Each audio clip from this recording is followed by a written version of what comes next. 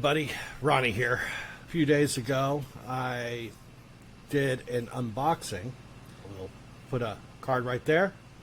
And one of the things that I unboxed is a pedal board with a built-in power supply. So I wanted to go ahead and do a quick review on this.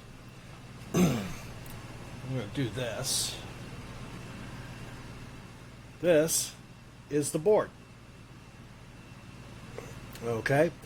Now, you will notice I said that it had a built-in power supply, and yet I have put a mounted a power supply on here.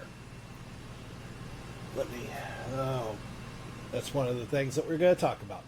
But yeah, so let me go ahead and talk about this. This is by SKB. I don't remember the number. The number goes off of the number of power connectors across the top, which in this case is 8. And it's not bad, okay, as far as board goes. It's got a couple of flaws. The way that it works is, here, I'll just move this out of the way. It's got a Velcro bottom. Okay, that's the fuzzy part. And up on top, and then with your, it's really good. And then you just put your Velcro on the bottom of the hook and latch part on the bottom of your pedal, and boom, congratulations. It's not going anywhere. It's different, of course, than the rail designed ones, okay, and I like that actually, because I'm able to put my pedals wherever I want, and I'm not really held down to the rails. It does have a built-in power supply, okay, which I showed you right there, and the power supply cables are a little weird. It's like a headphone jack that carries power. That's simple. I went and hooked this up, put a bunch of pedals on here, hooked it up, not quite in this configuration, and went to play, and wow, it was awful. Okay, there was something dirty in the power, and it was bleeding into everything. Just to be on the safe side, I went ahead and put some Velcro on my Stritch power supply, and everything worked out fine. So it is now Velcroed onto the board. I know that you're probably looking at it going, oh my God, what is he doing with that order? Okay, it works for me. I like the way that my music sounds, and that's all that's important. But I did put this compressor limiter, the Behringer, on here. That's where my signal is going into. From there, we're going to an Electro Harmonics pitchfork. The pitchfork feeds into my Dimebag Crybaby from Hell, into a tube screamer, into a hard drive, into a metal zone, and then I've got a Donner noise gate up here. And then, of course, over here, I do still have my Line 6 Pod Express, which I don't have directly on the board, and the reason why is I still use this separately, and I generally use this in the effects loop. Okay, so I don't actually need it on the board. Let's see here.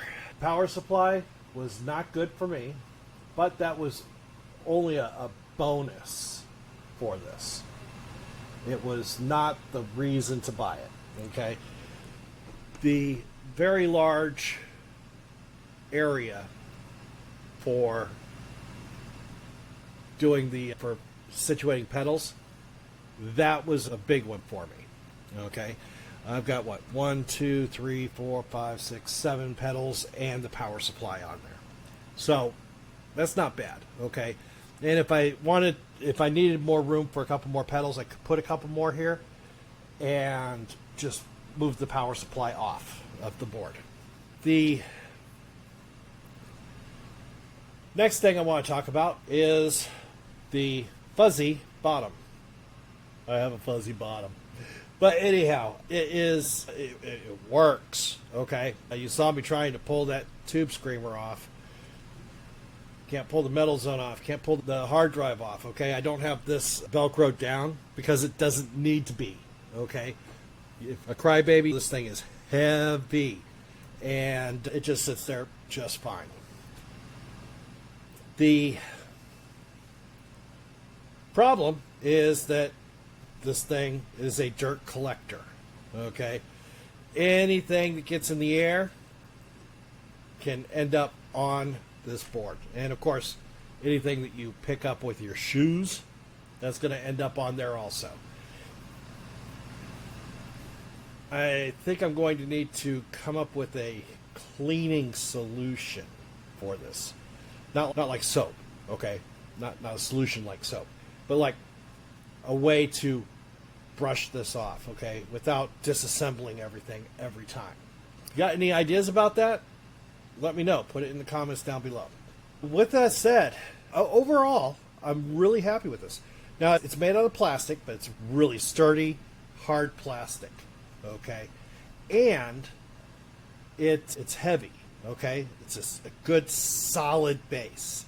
So you set this down on the floor, and as long as you're not kicking it in the side, and even if you are, you're going to find it really hard to move.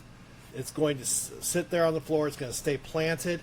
Like I said, this thing is heavy, and it definitely does the job.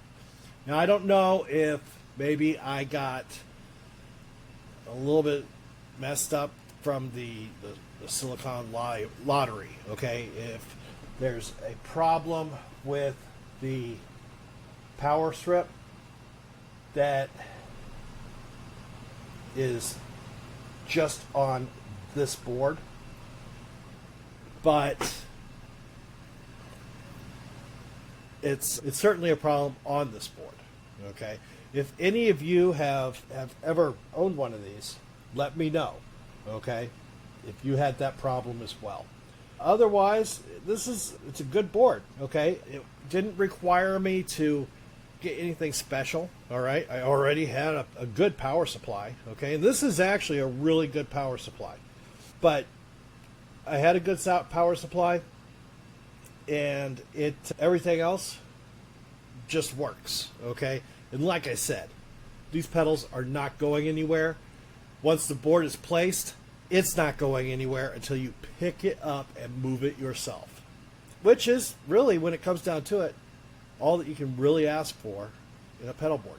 So, this has been... Let me see if I can put this down.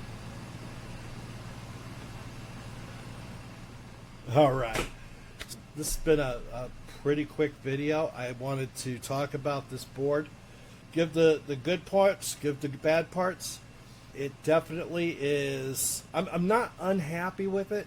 I did get it specifically because of the onboard power, but that's not a deal breaker, okay? I'm not sure if there's a version of this without the power strip, okay? But with or without it, I consider this worth every single penny that I spent on it. I will, in fact, put a link to this board in the description down below. If I do put a link there, there's a good chance that it'll be an affiliate link. So if you click on it, You're not going to pay anything extra, but I will make a few bucks on the back end. Thanks for watching. If you have any other questions or comments, put them down in the comments section below. If you absolutely hate what I've done as far as my signal chain goes, let me know about that also. Thanks for watching. I'll talk to you next time.